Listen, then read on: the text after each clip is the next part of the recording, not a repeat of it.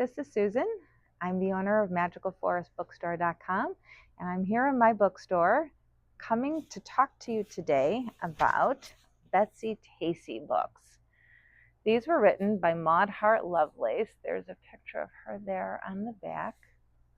She was born in 1892 in Mankato, Minnesota, and had always wanted to be a writer from a young age. She wrote several books with and without her husband, Delos Lovelace. And when they had their daughter, Marion, she started telling Marion stories about her growing up in Mankato. So when she decided to write the books about her childhood in Mankato and high school years and growing up and marrying her husband, she told the stories from truth. I mean, a lot of this stuff really happened to her, but she fictionalized the names.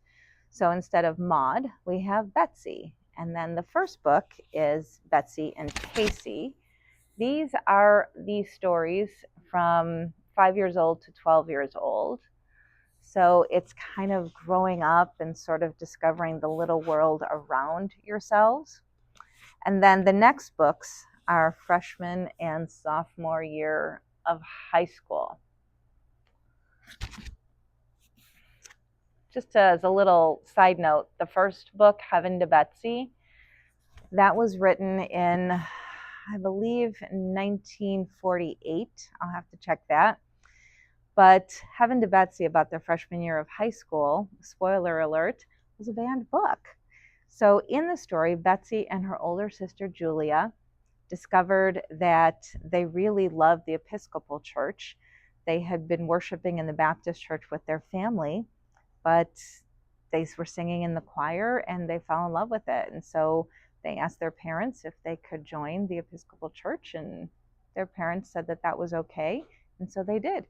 And in some parts of the country, changing your religion or a child deciding to do something against the mores of their parents was considered something worth banning. So it actually echoes something that really happened in real life. Maud and her sister did change religions from Baptist to Episcopalian. So that's one of the wonderful real life stories in these books that I absolutely love. The next two books is Betsy Was a Junior and Betsy and Joe. And it's the last 2 years of high school.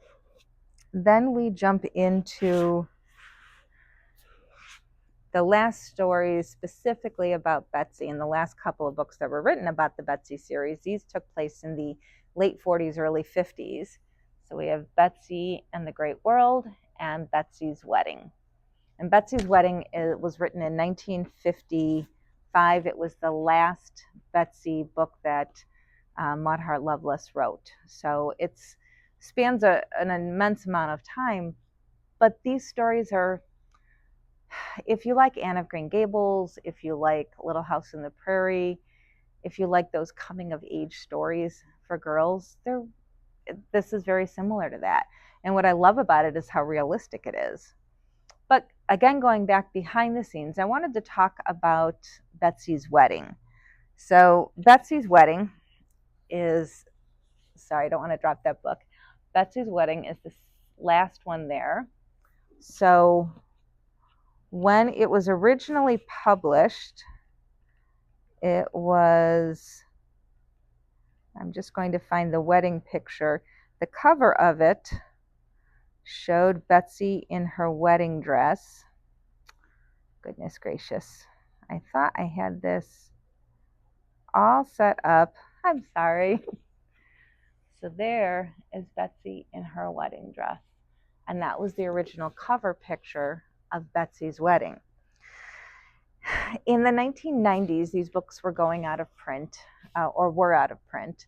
So a bunch of fans from Mankato, Minnesota and beyond fought to have them brought back into print. And so they were gradually brought back into print. And this was the cover that was done as the back into print book of Betsy's Wedding.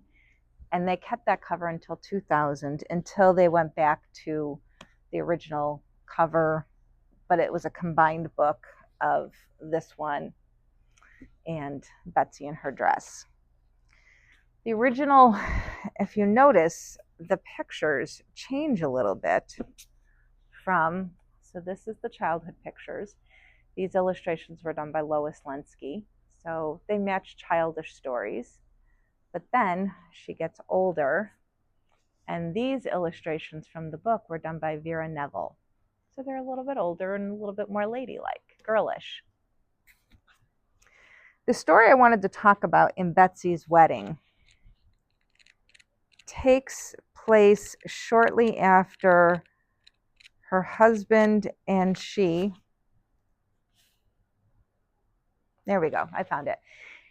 So her husband and she have bought a house, and they bought it because her husband, Joe, Betsy's husband, Joe, his aunt needs a place to stay and rest before she decides what she's going to do. She sold the house out in the small town of Butternut Creek, and she, you know, as I talk about this, I think, am I using the right word? But Butternut Creek, I'm fairly certain that that's the name of the town that the Willard's Emporium was located, and it was out in the country a little bit from Mankato, or as she describes the town, Deep Valley, Minnesota.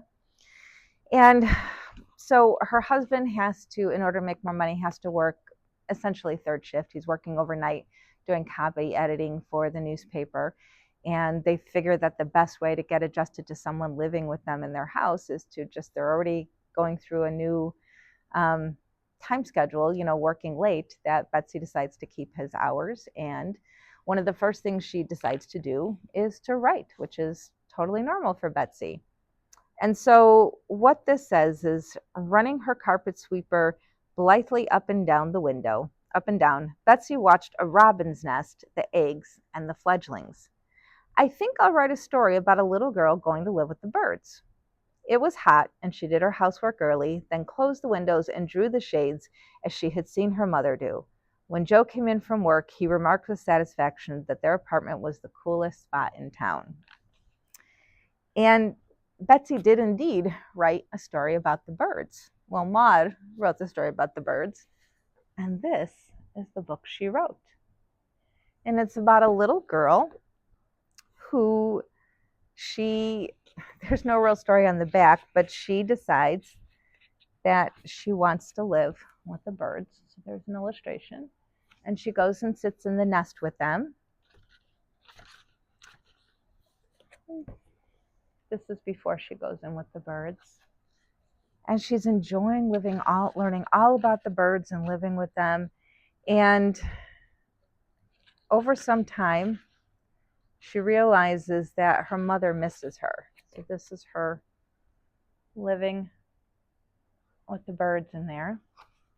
And so she decides to come back and be a little girl again, so she can make her mother not cry over missing her daughter. And that is some of the creativeness of Maud Hart Lovelace. It's interesting to learn about the different words, like what foolscap is or what a shirtwaist is, to learn about the societal norms. When Betsy is a sophomore, there's a boy who tries to hold her hand, and she's desperate to figure out what to do. And she frankly flat out tells him she's not the kind of girl to hold hands with a boy. And so it's learning how to navigate that stuff while realizing that girls back in the early 1900s had dreams and hopes, and there were parents who supported what they did. So I hope you can discover Betsy-Tacy or any of the other works that Maud Hart Lovelace does to further that quest for you. If you visit Mankato, Minnesota, there is a Betsy-Tacy museum set up at Maud Hart Lovelace's childhood home on Center Street in Mankato. Across the street from it is Tacy's house, and that is the headquarters of the Betsy-Tacy Society. You can do a self-guided tour of Mankato, Minnesota, and learn about the places where these young ladies and men lived. Thank you for joining me in the forest, and I'll see you next time. Have a great day. Bye.